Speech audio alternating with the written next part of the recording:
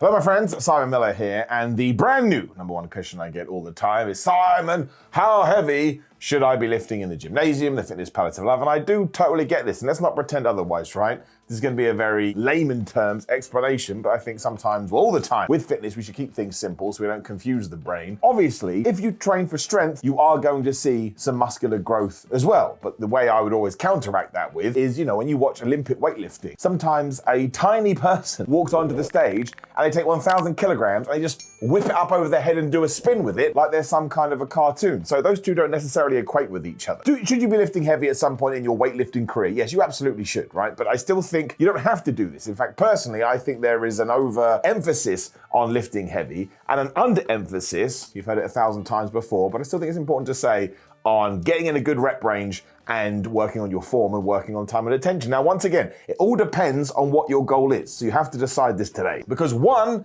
are you training to get stronger? Do you want to be a power lifter or world woman, strongest man? Or two, are you going for the more aesthetic look? And today, essentially, we're focusing on number two. And if I could go back and talk to my younger self as well, I would absolutely say, why are you doing these super duper heavy deadlifts? There's absolutely no need. Now, I remember, it was a long ass time ago, I was eating way too much, I thought weight equaled muscle, which was absolutely dumb, as in terms of how much I weighed, my body weight. And I think the deadlift I did was around about 270 kilograms, right? Which is a massive deadlift. But if you saw it, you wouldn't have been impressed. Like I was wiggling and I was jiggling and I didn't know what was going on. And when I did drop it, I did almost collapse on the floor because I had a rush of blood to the head. But I absolutely could have injured myself. Now, I've always been quite good at warming up, so I'm sure I would have at least have done that. What did I gain from it? Absolutely nothing. That is pure bro lifting. That is pure ego lifting. I did it because one, it probably made me feel good and warm and fuzzy in my tum-tum, but two, maybe other people in the gym were looking at me going, wow. In fact, I know that's the case because again, when I was just mega bulking, there were these two dudes in the gym. I can't even remember the name of the gym. It was in Croydon. So hello, if you're watching this, you're obviously not. And when I actually finally decided, man, I'm carrying way too much body fat and I don't feel good. And I started to lean up. And then obviously when you do lean up, 9 times out of 10, you probably are going to lose some strength. They were like, we thought you looked better before. And I was like, why are you telling me that? That doesn't help.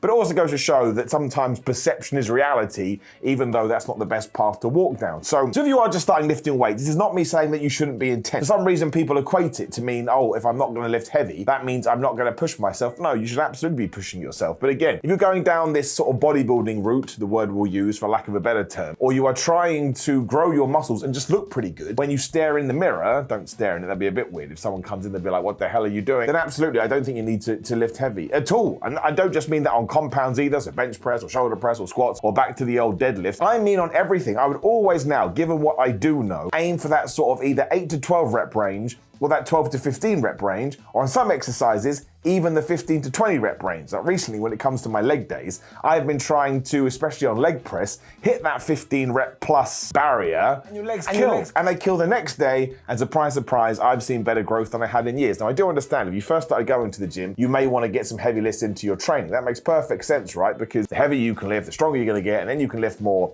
and that makes perfect sense when it comes to the bubble. But again, people overthink this, and they'll go into the gym, we'll keep going with back, because that's what we've been talking about, and they'll be like, deadlifts, gonna be heavy. Lat pull down, gonna be heavy. Some kind of row, gonna be heavy. Heavy, heavy, heavy. I'm gonna do a pull-up, or I'm gonna strap a 45 kilogram weight to me, and my range of motion is absolutely nothing. And I do two pull-ups. Do you know how much better it would be if you were able to do 12 pull-ups with just your body weight? And then you can add the weight on. It doesn't have to be a 45 kilogram plate. Just put a 5 kilogram plate on, like in between your legs or a dumbbell. That's still more weight, it still counts, which is something that I'm always going to shout at you about, even though, why are you listening to me? You don't have to listen to me. You can do whatever the hell that you want. Even if you're doing a bench press and you put those 1.25 kilograms on each side, that's still 2.5 kilograms more than you lifted last time. So why do we ignore these things? Why do we act like we have to go 5, 10, 20, 40?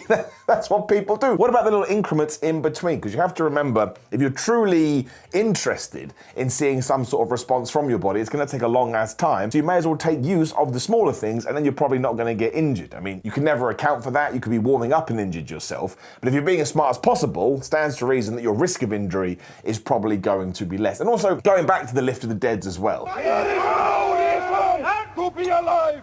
if you can't do deadlift? It's so easy to hurt yourself on that because by and large people's forms aren't that great, and that's why I also think you should strip the bar down and kind of focus on that first. But if your form isn't great and then you're overloading it too, one day your back is going to give out. Now again, this is not me saying don't do bench press, don't do deadlifts or anything like that. I would just say if I was going to do a deadlift tomorrow, after I warmed up, you know, the way I like to warm up is 10 reps, 6 reps, 4 reps, 3 reps, 2 reps, and then working, and all, you know, in between you're going up and up and up to tell your brain this is what we're going for. But I went to do my exercise. I haven't done deadlifts in ages because again, I don't feel like there's a need, although I'll get back to that in just 1 second. I would want to hit a good 12 reps on it. I think your body is going to benefit much better than that, and I think going forward you're going to break the muscles down better and therefore you can repair them. Now, again, I just said I don't do deadlifts anymore. I absolutely did them when I first started working out because this is more of a moderate, advanced lifter thing, I suppose, but you have to build your base, and a great way to build your base, once again, is with compound movements. But after 5-10 years, so I'm an old man and I have been lifting a while, I think you can switch to isolation exercises and be just as productive and see just as much progress. Now, there are a ton of articles on the internet that will say otherwise, and you should read them too. You should do your own research and you should see what works for you. But yeah, I see way too many people now just trying to go, wait,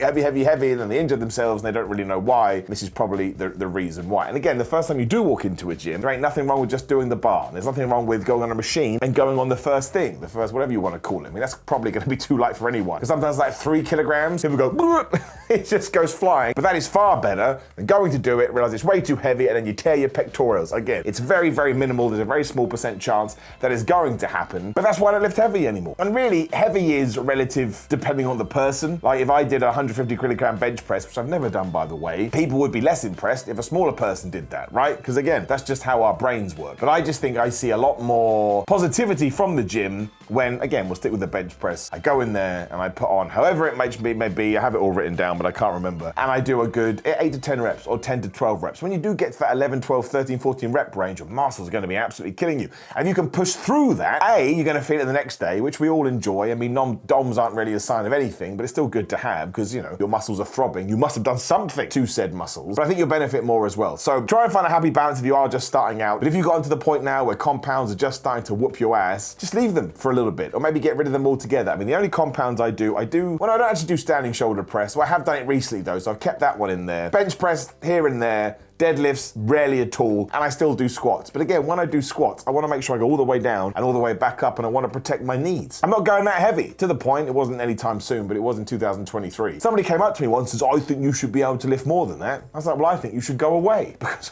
what difference does it make what I'm lifting for you? And always remember that you're in competition with yourself, and that's why you go to the gym. As long as you're lifting more than you did last week, or you're doing more reps than you did last week with the same weight, that still counts as progressive overload. But again, sometimes you're not going to do that either. Sometimes you're going to try and lift exactly the same weight, and it'll be the exact same circumstances, you have the same amount of sleep, you have the same amount of food, and you try and do it, and it feels like you're trying to lift Mount Everest. Just take the weight off. Or in that occasion, just admit you're going to do less reps that day. You can't be on form all of the time. It wouldn't be realistic, but mostly because of bro science and mostly because of ego lifting, I still think there's this idea we must lift strong depending on our goals, of course. That is absolutely going to steer you in the right or wrong direction. So that's my opinion on lifting heavy. Doesn't mean that you shouldn't do it, doesn't mean that you should do it. I just like to put these little things in your brain that you can actually consider, because if you are doing the same thing 365 days a year anyway, you're probably going to hit a plateau quite fast because your body is resistant to change. It's like the Borg from Star Trek. So no one wants to be like the Borg from Star Trek. I know you're going, but Simon, 7 and 9. Don't be that guy, right? This is not what we're talking about today. Different video, right? I think it's important that people know that it's okay not to lift heavy. If you want to lift heavy safely, that's okay too. Now, please do like the video, share the video, and subscribe. Hit the bell ding ding. So the video's going live. There will be a video on the screen. Give it a click. Don't have to watch it. Just play it through. That's all YouTube cares about. GrillofMine.com/Simon. Use code Simon to get 10% off. These are supplements I use. I think their pre-workout especially is damn good. The best on the market.